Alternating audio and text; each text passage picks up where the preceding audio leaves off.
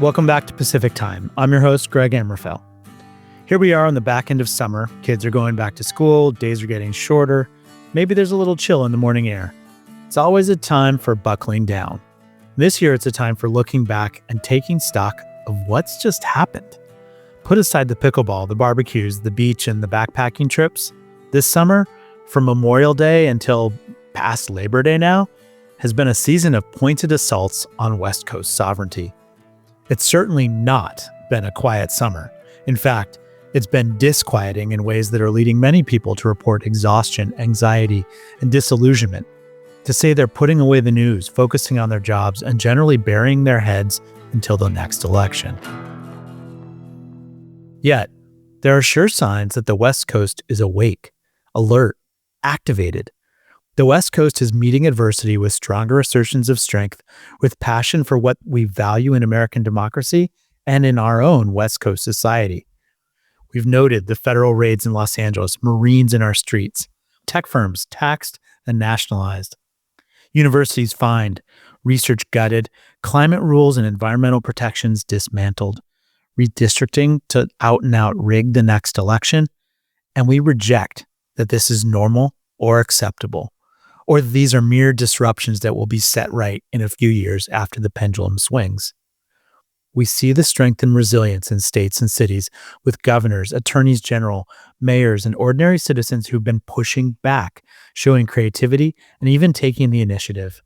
The mass protests, the ICE monitoring patrols, senators taken into custody, governors openly mocking the president and his minions, redistricting responses, idle federal threats turned back by legal win after legal win, research cuts rebuffed, and tariffs tossed aside by the courts full of Republican appointees. And for all the highfalutin philosophizing and the speculation about political unlikelihoods, sovereignty boils down to self-determination. Do we choose to enjoy and exercise freedom? Will we take responsibility to do better with what we've been handed? Will we prioritize our fights so we can win? In this unmistakably dark time, when people and places with whom we once thought ourselves united, the West Coast is showing signs that we're willing to work together a little harder to find what is unmistakably light. Today, I'm talking through dictatorship and its discontents. I'm looking at 6 developments from summer that highlight the tug of war taking place over our sovereignty on the West Coast. And along the way, I'm going to riff on answers to questions you've shared. After all, podcasts like democracies get better with active participation. Thanks for those.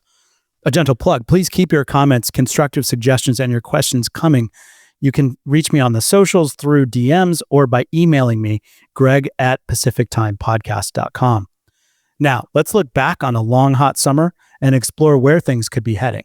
The first development, immigration, a subject we looked at through the testimony of an anonymous immigrants' rights advocate in episode 16.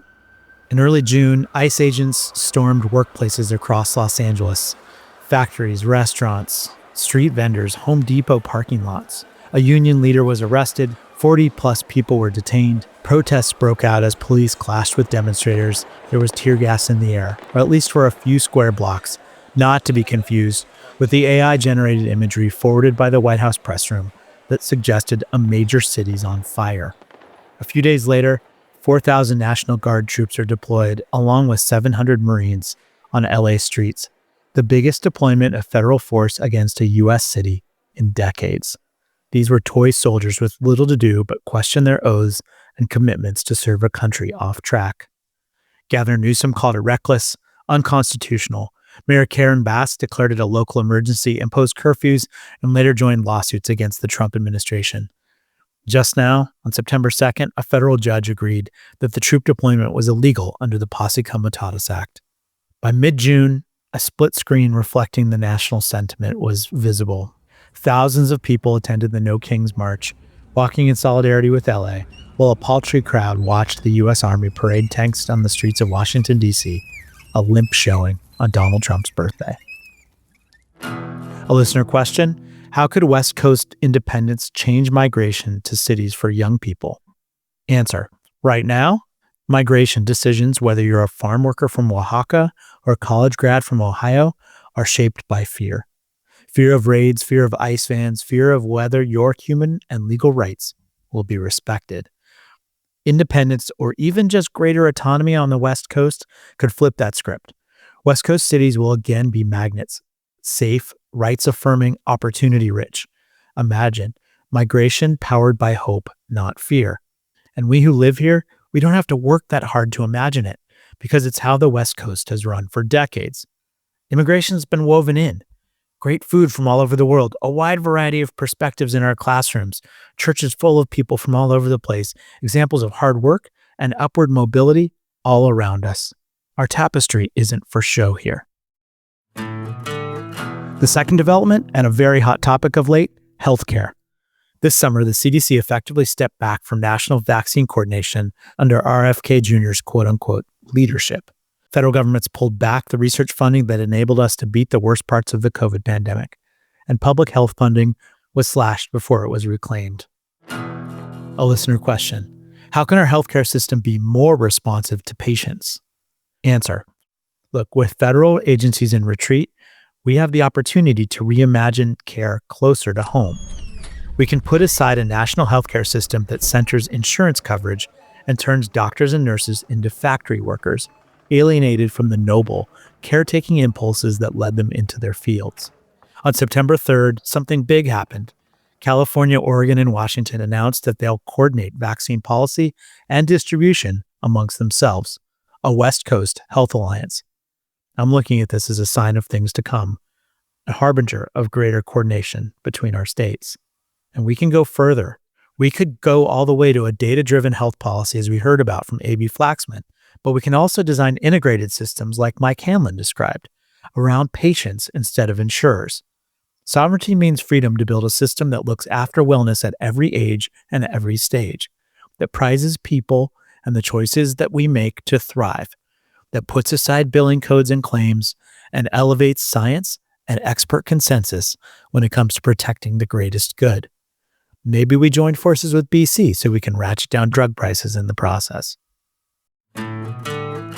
Third, we've also seen wild economic developments with nationalization, taxes on specific tech companies, budget bills for billionaires, in contrast to West Coast movement on housing and affordability.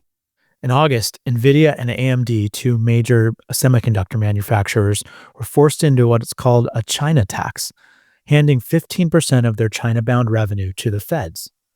A week later, the U.S. government bought, quote-unquote, nearly 10% of Intel in an obvious shakedown. Think about that. Silicon Valley stalwarts, cornerstones of our present and future economy, were commandeered by Washington, D.C. A listener question: how could West Coast independence make it more affordable to live here while we're on the subject of economy? And what are the effects of the big, beautiful bill on the West Coast specifically? Let me answer these together. Affordability is sovereignty's proving ground. We're already seeing experiments, reforms to speed housing and make California more affordable. If independence redirected even a slice of the billions the West Coast sends to Washington, D.C. each year, we can invest directly in housing supply, local transit, and an energy transition to green power. The so-called Big Beautiful Bill, it's hard for me to say, the Big Beautiful Bill out of D.C. funnels money into defense and militarizing immigration enforcement while cutting research and climate programs. It gives tax breaks to the biggest earners. On the coast, we'd flip that. Prioritize affordability, public health, and community wealth. The idea of a state or regional sovereign wealth fund is a good one for generating new government revenues. But those investments don't get made under threat of a true social troll fest, as happened with Intel. We, our region, our states, could offer to invest in our region's innovators to encourage their work here, and to route the investment returns into projects that benefit the public, the same way Alaskans earn dividends from their state's oil assets. Our fourth development has been in higher education. Up until this summer, we've seen the Trump administration target East Coast Ivy League schools under the pretense of battling anti-Semitism. This summer, the gaze shifted to UCLA, one of the flagships of the University of California public system and one of the most sought-after universities nationwide. A listener question: is Trump trying to corral UCLA the same way he's been after the Ivy League? The idea being that if they submit to government control, the feds will let them have some of their research money back? Maybe. In July, the Department of Justice fined UCLA, claiming civil rights violations to the tune of $1 billion. Many saw it as retaliation against a major West Coast institution in the same city where the riots against ICE had started. Another mob-style shakedown, which is turning out to be a theme and a furthering of Trump's war on California. Let's be clear, he's trying to destabilize the largest state in the union because it suits him politically. Governor Gavin Newsom and UCLA Chancellor Julio Frank, as well as other leaders in the UC system, have pushed back. They're refusing to negotiate with terrorists or accept the false premise of their attacks. My guess is that Trump's meritless attacks die slowly in court. The fifth development this summer was the environment. The West Coast has long been in the national vanguard of environmental protection, with federal support for cleaning the air, shifting to green power, boosting gas mileage, and fighting or responding to climate change. This summer, the feds have not only pulled back, they've gotten hostile to how the West Coast takes care of its own environment. We're seeing signs of pushback. In late July, the EPA proposed revoking the 2009 endangerment finding, the legal backbone of U.S. climate action that labeled greenhouse gas a problem. Without it, Molly Peterson explained, the federal government has no obligation to regulate greenhouse gases, and it weakens the kinds of regulations and waivers that had made it possible for California to build the nation-leading fuel efficiency standards that automakers in the U.S. and really internationally have come to rely on. On another issue related to the environment, after coming into some serious criticism about housing affordability, this summer the California legislature passed the biggest environmental reforms in decades, relaxing environmental protections and speeding climate-friendly housing and infrastructure projects. An environmental question from a listener. How are the federal cuts to forests and parks going to affect accessibility and preservation? Cuts mean fewer rangers, closed trails, and neglected fire management, and ultimately more danger. West Coast states are trying to backfill, but sovereignty means we'd fund and manage our own public lands and ensure access and stewardship that aren't dictated by a hostile federal government, one that seems more interested in the renewal of logging than in preserving the lungs of North America. Our sixth and last development, among many we could have discussed, is the foundation for democracy: elections. Election shifts in other parts of the country have had real implications for the West Coast. Texas held 2 special sessions, rammed through 2 new maps, and on August 29th, Governor Abbott signed them into law, 5 new GOP-leaning seats. It's the biggest gerrymander in modern history. And when Texas Democrats fled their legislature to stall their redistricting, it was blue state governors giving them cover. And now, California is running a November ballot initiative that, if approved, would redistrict California in ways that make up for the unnatural Texas shifts. It's a terrible response. It doesn't lead to good outcomes for voters in either place, but it's the name of the game if Democratic voices are to be heard. Meanwhile, progressives notched wins outside of the West Coast. Zohran Mamdani's upset in New York City this summer showed how a likable, media-friendly economic populist could break through the crust of Democratic gerontocracy. Surprising progressive gains in Seattle's summer primary point to a Mamdani effect that may spread into the 2026 and 2028 election cycles. Listener questions related to elections and democracy. 1. How are West Coast states coordinating today? How do they pull off collaboration? And what are the differences between Washington, Oregon, and California, between Seattle and Portland, between San Francisco and LA? We've already been coordinating vaccine compacts, climate alliances, and lawsuits to protect funding. Blue state attorney generals talk almost every day. Governors circle the wagons to protect Democratic Texas lawmakers who are protesting their state's redistricting. This isn't theory. The shift is underway. The raids in LA, the troop deployments, the fines, the cutbacks, they've catalyzed governors, attorneys general, legislatures, and ordinary citizens. While I grew up in Southern California, spent my 20s in Northern California, and have loved the Pacific Northwest for over 20 years, some guests have argued that there isn't a meaningful West Coast identity or West Coast brand. Californians identify as Californians, Washingtonians and Oregonians as Pacific Northwesterners. Yet, the tendrils of coordination we're seeing between blue state governors and AGs suggest that we've glimpsed strength in numbers and we're tapping into distinct strengths along the coast. I expect more and more coordination, even if distinct places with distinct cultures don't outright merge. Given these 6 developments, what are the trends to watch that could point to further attacks on West Coast sovereignty, savvy responses, and the opening of new fronts in the political fight? One listener asks a critical question for us on the West Coast and for this podcast. After this broad assault on institutions and people, is there a point that catalyzes a real shift, or is this all an intellectual exercise? This is a 2-parter. I'm going to answer the second part first with the data from the Independent California Institute we covered with Coyote Marin.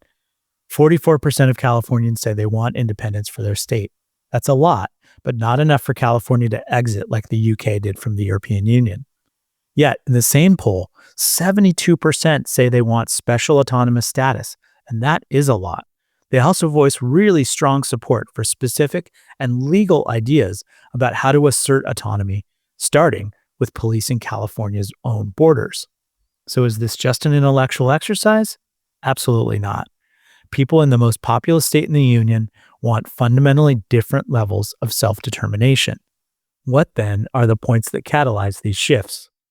As I've mulled over, there are 3 types of events that could catalyze baby steps toward autonomy and much bigger steps toward independence. 1, federal hostility, 2, federal withdrawal, and 3, wildcards. Come on, I'm a guy who asks what-if questions all the time. I have an overactive imagination, so all kinds of dystopian nightmares come to mind. Any one of these, or a combination of them, could set us on a path toward partial or total national fragmentation. Under hostilities, there are a few that come to mind. 1, ICE, now one of the best-funded militaries in the world, goes on a warpath in blue states and cities, out and out asking for confrontation with local police and citizens, not just to police immigration, but to suppress the public. Another hostility, the 2026 congressional elections are in fact rigged by irregular gerrymandering and voter suppression. Next, the nationalization of key U.S. companies accelerates. And the last hostility I can imagine is that Donald Trump declares his candidacy for president in 2028. So that's just a few hostilities that come to mind, pretty dark. But there are also withdrawals. With a supportive Supreme Court and a complicit Congress, Trump's puppeteers at the Heritage Foundation stomp on the accelerator before there's a chance that they're all put on trial. What about wildcards? The dollar's value deteriorates based on tariffs and interest rate manipulation by a Trump-appointed Federal Reserve Board. A global recession kicks in. Yep, the same precondition of World War II. Here's a weird one. The 2026 World Cup and 2028 Olympics, both set to be hosted in the U.S., turn into empty stadium embarrassments because of immigration crackdowns and with many Americans boycotting events involving Trump. We can anticipate an unprecedented temper tantrum that results in endangering the 2028 presidential election. On that note, what if Trump deploys the military in Central and South America under the pretense of fighting the drug cartels?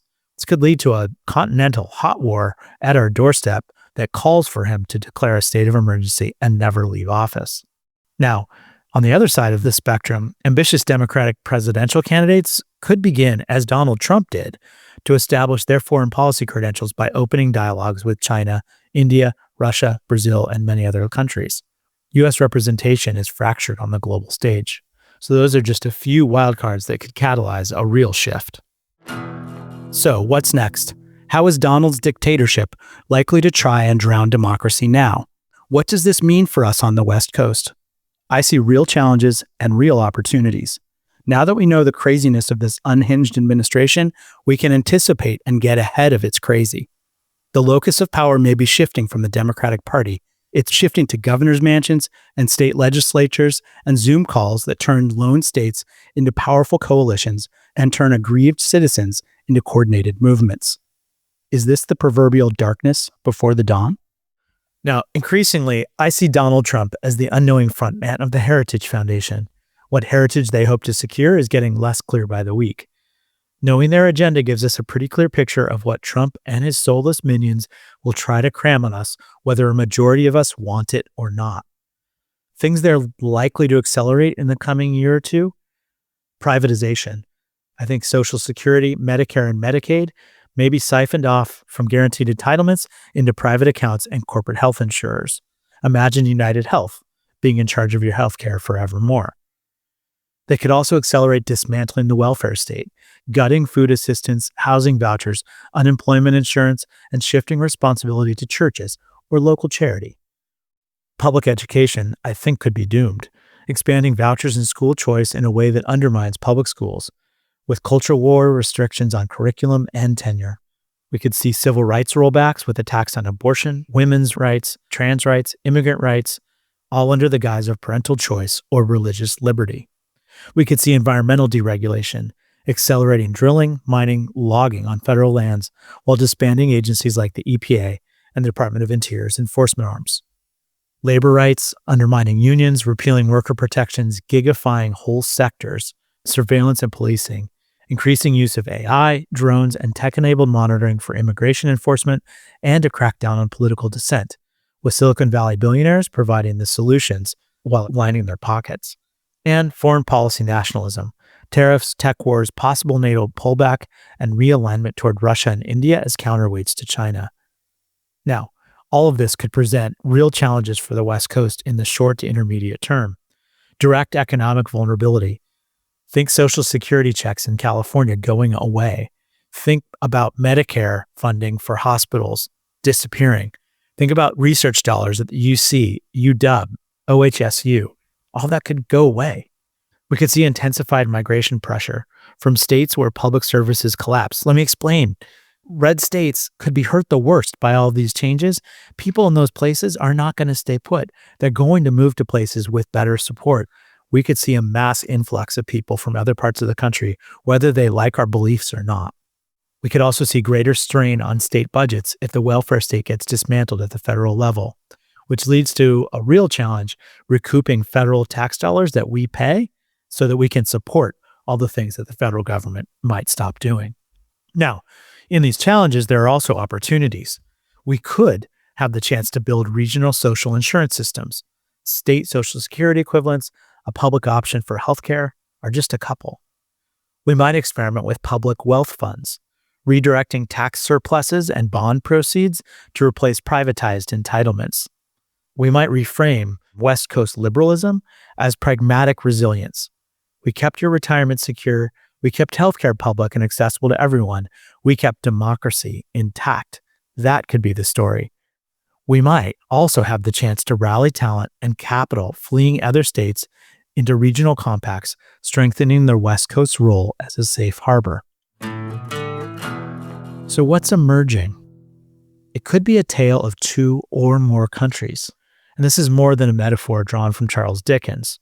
Imagine Block 1, the West Coast and Northeast, along with the Upper Midwest, places with high trust in government, progressive taxation, investment in science and climate, and sanctuary values. A second block, the Red South, the Lower Midwest, and the Mountain West, where deregulation, Christian nationalism, gun absolutism, privatization of welfare, and authoritarian politics all take hold. Block 3, swing and fragment states, places like Arizona, Colorado, Nevada, Georgia, Michigan, and Pennsylvania, with contested battlegrounds where their identities in flux, where their loyalties could be brought onto the side of Block 1 or Block 2. So what does this mean? The U.S. is increasingly operating like a confederation without admitting it. Each block making its own rights and its own rules, building its own healthcare system, setting its own climate and education policies. It also means that federal law is still the trump card, pun intended, but it's being enforced selectively against blue states more harshly, and against red states with a lot of indulgence. So do borders need defending? Literal borders? Possibly. If red states criminalize abortion, travel, immigration, sanctuary, or trans healthcare, blue states may need border protections. We're talking about state police guard units loyal to governors and freedom corridors for travel between friendly states. Or do we need metaphorical borders, clear compacts on funding, data privacy, healthcare access, and civil rights enforcement? This is already happening with the September 3rd Vaccine Alliance of West Coast states.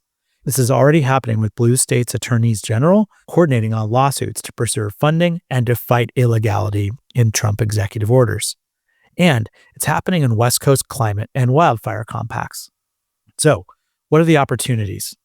Well, the West Coast, Northeast, and Midwest can certainly start to build a parallel civic order, defending constitutional norms and state constitutions, investing in alternative safety nets, perhaps joining forces, coordinating law enforcement to protect rights, and sharing the rules and legislation and working programs that propel the kinds of societies that they want in each of these places. This could evolve into a union within the union, not secession, but a defensive bloc. So, that was our summer. Raids and resistance, fines and reforms, gerrymanders and grassroots wins. Let's not sugarcoat it. The West Coast, along with our friends in the blue state bloc, is under attack, but also discovering its own power, its own agency. Sovereignty is no longer just an idea. It's happening, step by step, law by law, compact by compact. Thanks as always for being with me in Pacific Time. Thanks in particular for those of you who submitted questions. Keep them coming. Staying curious and engaged, it turns out, is a big part of self-determination and the best way to battle this darkness. Share your questions or comments on Substack, YouTube, Instagram, and Blue Sky, or just email me, greg@pacifictimepodcast.com. I'll see you next time.